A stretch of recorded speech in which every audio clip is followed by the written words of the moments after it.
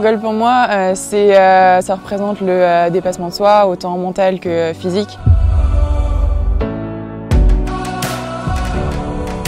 Gold, c'est déjà avant tout un rappel historique parce que mine de rien, le débarquement de Normandie, c'est quelque chose d'important et 300 km à vélo, ça reste toujours une bonne journée de vélo. Gold représente pour moi un surpassement de soi avec énormément de paysages différents. On va traverser beaucoup de régions, donc c'est une épreuve qui est juste parfaite. Je suis Kim. Je suis Billy. Je suis Renaud. Et j'ai fait pour vous la reconnaissance de Gravel of Legends.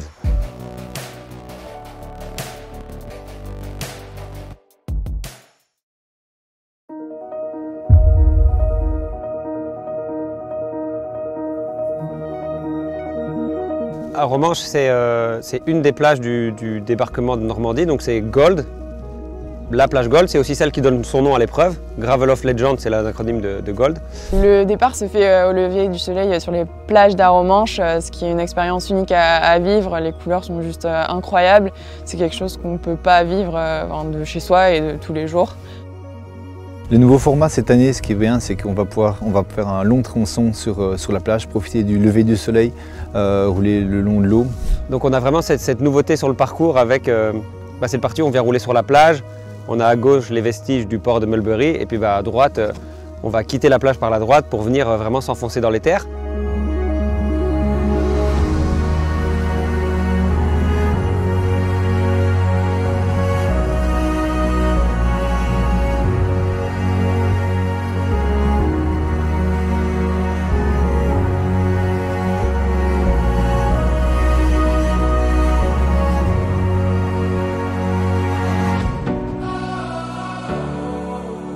Donc là, on a une partie un petit peu plus plate au début, c'est dans les champs, c'est quand même un petit peu accidenté, il va falloir faire bien attention au choix de pneumatiques s'il se met à faire mauvais les jours avant.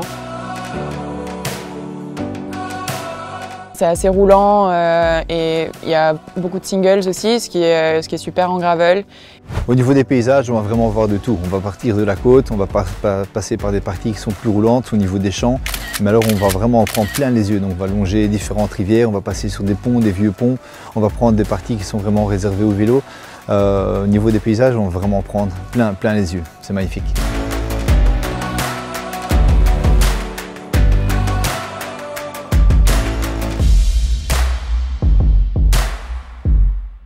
Nous, on a la chance aujourd'hui, avec la reconnaissance d'avoir les champs de colza bien jaunes. Ça permet vraiment d'avoir des paysages qui sont différents et on ne voit pas vraiment le temps passer sur le vélo.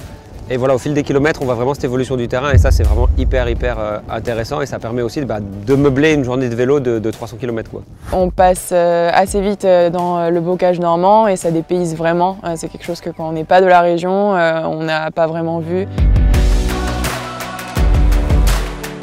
Il y a pas mal de chemins qui ont changé sur le début, c'est beaucoup plus ludique. On reconnecte un petit peu plus aussi avec cette partie entre guillemets un peu fun du gravel, les chemins étroits.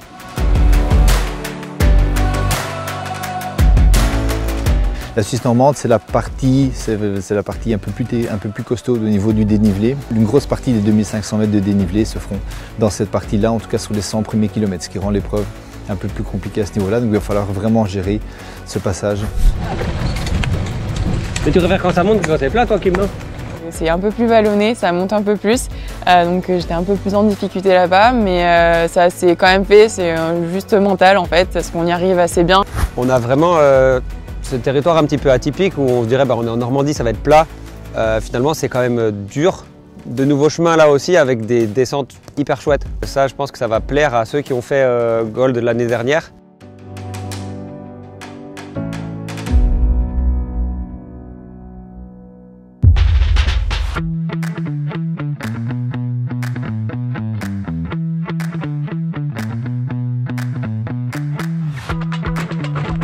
Après être parti de Normandie, on a attaqué la Suisse normande.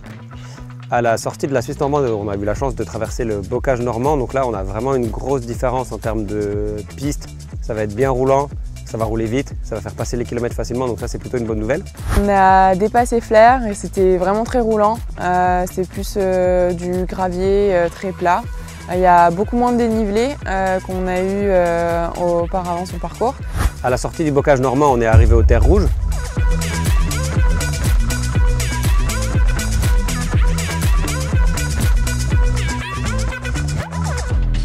Ça marque surtout l'entrée dans la magnifique forêt d'Andenne, dans l'Orne. Là, c'est vraiment une nouvelle découverte parce que l'année dernière, on n'est pas passé par là pour la trace de Gold. La forêt d'Andenne, c'est un très chouette endroit qu'on va traverser. L'avantage de la forêt d'Andenne, c'est que c'est un peu plus vallonné, mais c'est surtout aussi beaucoup plus, c'est un autre type de surface. On n'aura pas de cendriers, on n'aura pas de gravier, on aura un peu plus de racines, un peu plus de pierres. Mais de nouveau, ça rend le parcours peut-être un peu plus technique, mais en tout cas ça le rend plus intéressant et ça permet d'avoir différents types de terrains tout au long du 300 km. C'était une longue partie forestière. Les couleurs étaient vraiment incroyables et il y avait une énorme descente et c'était vraiment trop beau, quoi. Il y avait de la forêt partout et après on est remonté et c'était juste génial, quoi, d'être dans ce paysage-là, quoi. Dans la forêt, ça change aussi un petit peu par rapport à l'année dernière parce qu'on va accumuler aussi un petit peu plus de dénivelé. L'année dernière, une fois qu'on était arrivé au bocage normand, c'était vraiment beaucoup plus roulant, beaucoup plus facile. Là, il y a beaucoup de changements de direction, beaucoup de nouveaux chemins, monotraces. Et surtout, il y a du dénivelé. Donc voilà, je pense que ça va rendre le parcours peut-être un petit peu plus difficile. Ça va faire aussi baisser un petit peu la moyenne horaire, mais par contre, le spectacle en vaut vraiment le coup.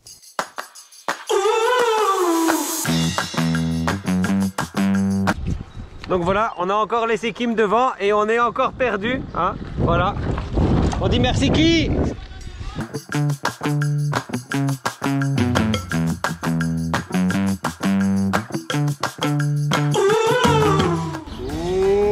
Je crois qu'elle vous aime pas trop, les gars. Donc on est rentré dans Bagnoles de l'Orne avant le point de contrôle. On s'est arrêté au Roc du Chien et il y avait vraiment un point de vue superbe et on a profité pour faire un petit selfie avec les gars. Il y a un super beau château et d'ailleurs avec Renaud, pour l'occasion, on l'a renommé le château de Princesse Kim. Hein, on trouvait que ça lui allait bien.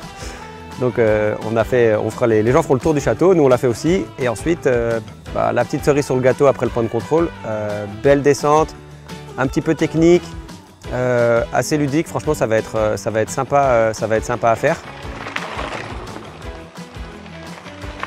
Après la forêt d'Andenne, on va attaquer une partie qui sera beaucoup plus roulante. Ce sera un mix plutôt entre gravel et voies goudronnées. Mais c'est assez roulant, donc c'est assez agréable. On avait beaucoup de champs, il y avait des plaines dégagées, il y avait beaucoup d'animaux autour. C'était vraiment, vraiment chouette de passer et de pouvoir observer un peu la nature autour de soi.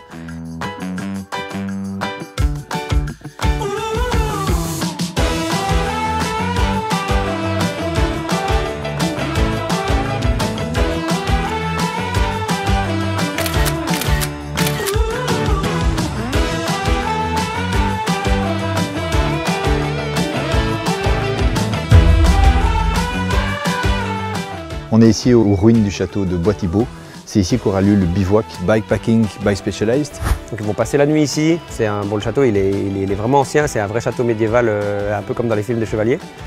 Et les gens pourront mettre leur tente en bas devant le château, manger à l'intérieur. Si jamais il fait mauvais, il y a un petit backup pour pouvoir manger dans la cave. Donc ça va vraiment leur faire une expérience aventure. C'est la vraie aventure, quoi. Le lieu s'y prête vraiment, c'est super sympa. Quand on est arrivé au château du Bois-Thibault, c'était vraiment une vue incroyable sur le château. On ne s'attend pas à voir ça ici. On l'a cherché un peu de loin, mais il est vraiment caché et c'est super surprenant quand on arrive.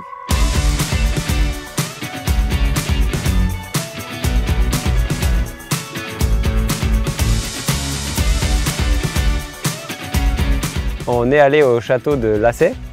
Ce sera le point de départ de la version chrono 150 km.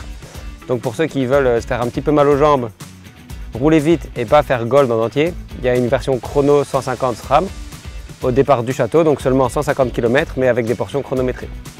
Donc ils partiront de là et nous sur Gold on fera le tour du château en passant sous le pont-levis.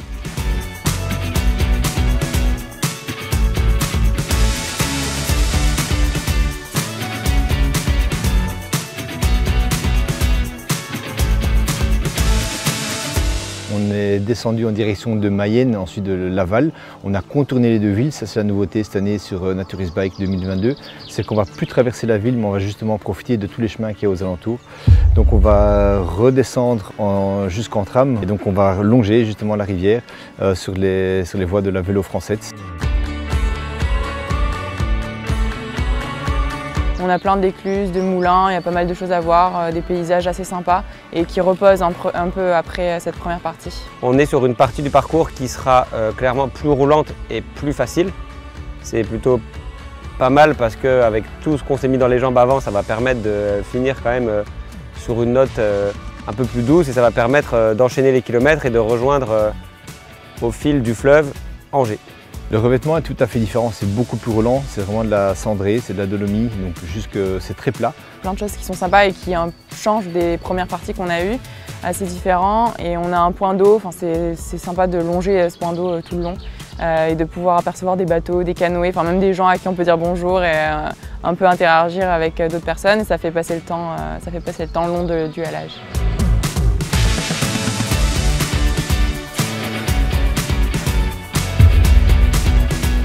Le château de l'île Briand, il est sur la droite, donc il longe la rivière Mayenne. On a passé les pontons, c'est un parc naturel. C'est vraiment, les vues sont juste imprenables.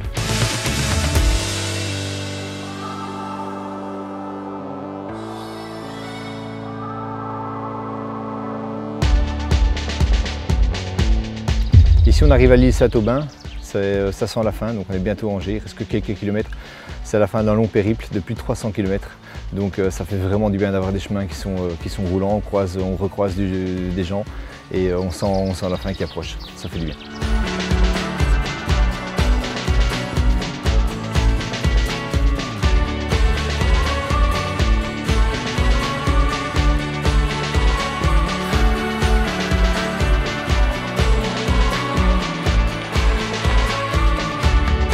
Donc à l'arrivée, on longe la Maine et on monte sur la place de la Rochefoucauld par des pavés et puis en fond on a le château d'Angers et on voit qu'on est vraiment arrivé et on est bien content.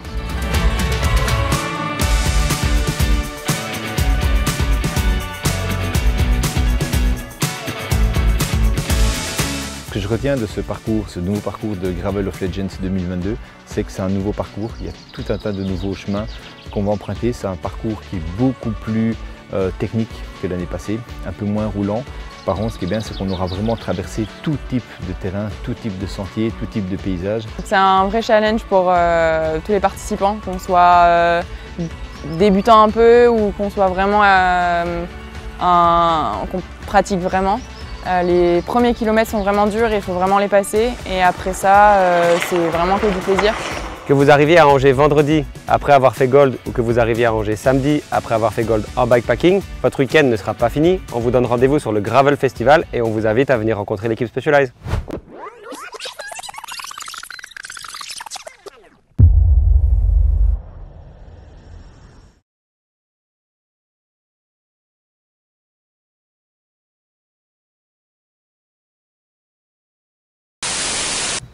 T'as croisé beaucoup de châtelains. C'est pas ton mec. Voilà. Allez, c'est parti. C'est quoi ça? Ok, non mais même pour ça, attends, une seconde, je me concentre.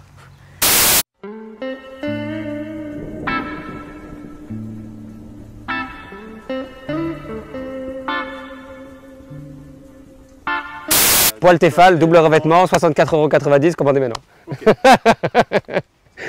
Il enregistre toutes ces merdes que je dis à chaque fois.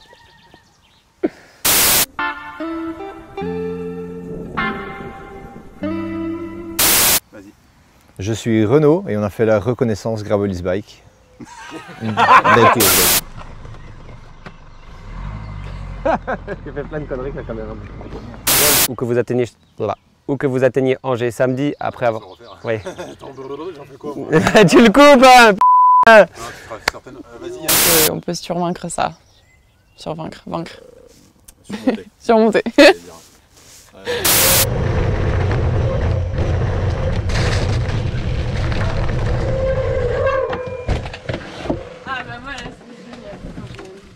Ah, elle est toute sale. Hein? Ça fait du bien une bonne pizza pour revenir travailler. Hein? Je regarde bien la caméra. Ouais. Je suis Renaud et j'ai fait pour vous la reconnaissance de Gravel Nature is Bike. Putain, je vais recommencer. Gravel of Legends. Gravel of Legends.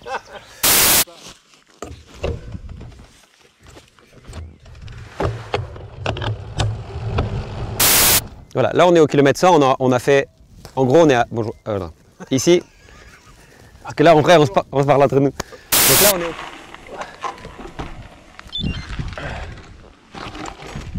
Voilà, ça c'est ce qu'il ne faut pas faire. Perds ton bidon. Bravo. C'est bon, ça règle.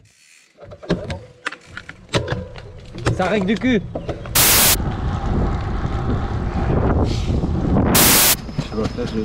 Arrête un peu. Oh, lui il vient de Bruxelles et il me dit qu'il a froid en Normandie. Voilà, Kim elle fait que manger, hein. Ça c'est officiel, hein. Vas-y. Ça fait partie du coaching, ça. Ouais. Donc pour ceux qui n'auraient pas suivi, Kim a décidé de faire l'étape du tour, ok. Donc, on demande de l'aide pour que Kim arrive au bout de l'étape du tour. S'il y a des gens qui sont prêts à la pousser dans tous les sens. Bonjour Damien.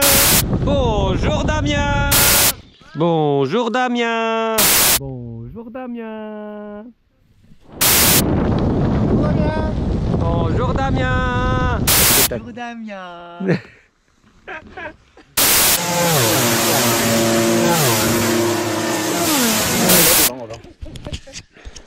Ah ouais mais t'as vu le 4x4 alors. C'est quoi ?